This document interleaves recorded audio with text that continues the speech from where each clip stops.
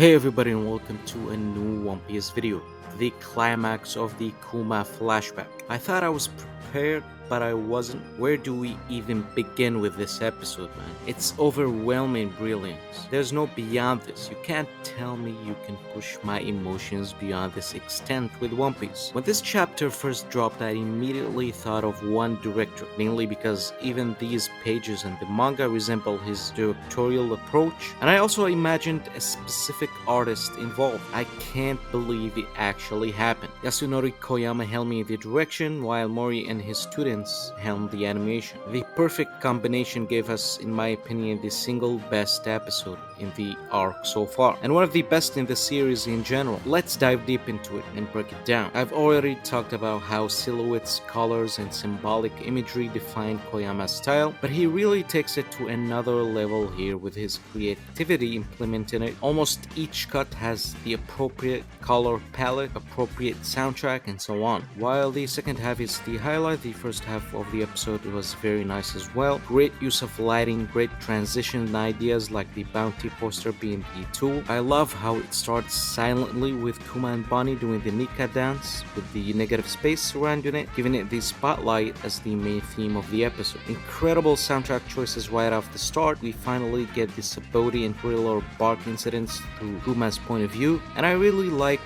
how you can see Kuma's emotions here being affected by the Straw Hats through his hidden eyes that we haven't seen before in these moments. There were back and forth cuts between Luffy's despair and Kuma's own despair here, where both are trying to reach out for their loved ones as they lose them, and I thought that was brilliant to do here. In the previous video I complained how the scenes inside of the Egghead lab look dry, and look at how Koyama handles it. Great color palette, shadows, silhouettes, very strong atmosphere. The Sentomaru shot with the grim dark colors emphasize the unsettling feeling and sadness of what is about to take place. Koyama really knows how to use side characters' reactions to create atmosphere and grand scale. I had similar feelings with his episode 1075, where you get a shot of the samurai kneeling and praying for Kaido's defeat. The whole section of the conversation between Vegapunk and Saturn was extremely well handled. The first half is one thing. The moment we enter the memories, though, it is some of the greatest symbolic direction and visual storytelling this medium can ever offer. Koyama uses a distinct vintage filter for the memories.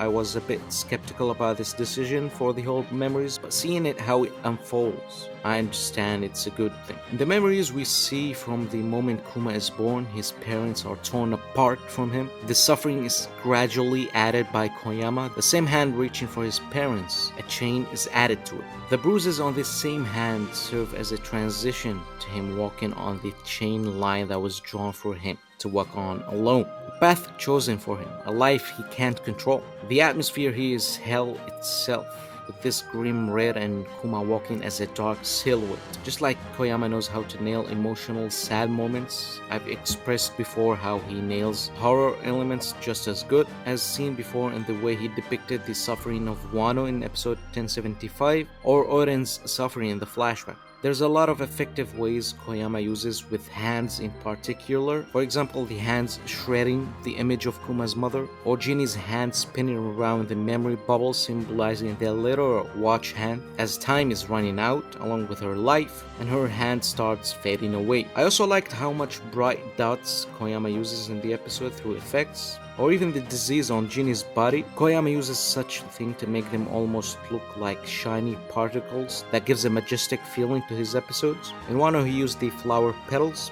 and that was especially perfectly done during the final moment of the episode. I also like the silhouette hands used as a transition tool. I don't think I've seen this before, but it was very unique.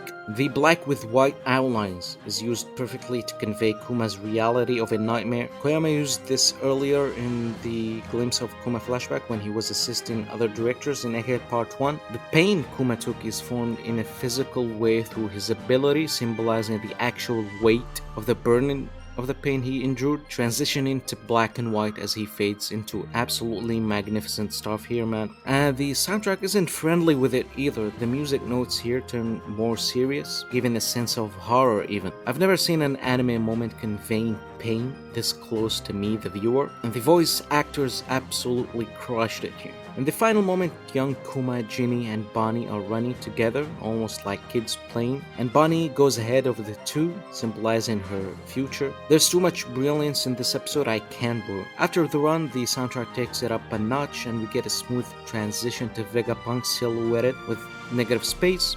The emotions here are just too much to handle. The shot of Sentomaru, the slow motion with Vegapunk, absolute cinema. The sequence here ends with some of the most powerful stuff. Every time Kuma's hand reached out to a loved one, he lost them, so it's depicted through their hands dissolving. But when you get to Bonnie, it's Kuma's own hands that fades, as at the cost of his life, he ensured that she lives. The beautiful particles of Kuma's memories flying over Bonnie as we finally get her reactions with the birthday wish letter reaching her. Absolute cinema. But let me get into the animation now because it might be some of the most delicate character acting in One Piece episode. First, this episode had great animation directors, Hirotaka Ito, one of our best regular animation directors. Then you have Masayuki Sato, the movie's chief animation director for movies like Stampede, Film Red, and a surprise animation director debut Hiroto Saito. Saito is a Mori student who animated the Dodgers collab and the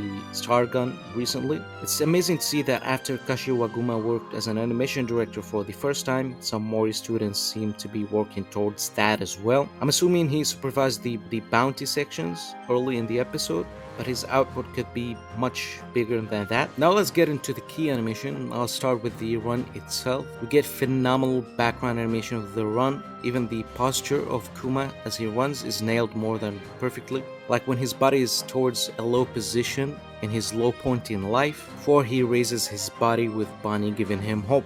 Mori and his students are just the best when it comes to running and walking cycles, so it was a main reason I wanted Mori on this chapter from the moment I read it. Another reason is seeing his work on the Law animation when Corazon was holding Law and walking. The first cut of the episode had such believable, weighty character acting with a lot of personality. I also absolutely love the Bonnie action cut where she hits the Nika pose. It was animated by French animator Mehdi, who also did the Kuzan vs. Garp punch.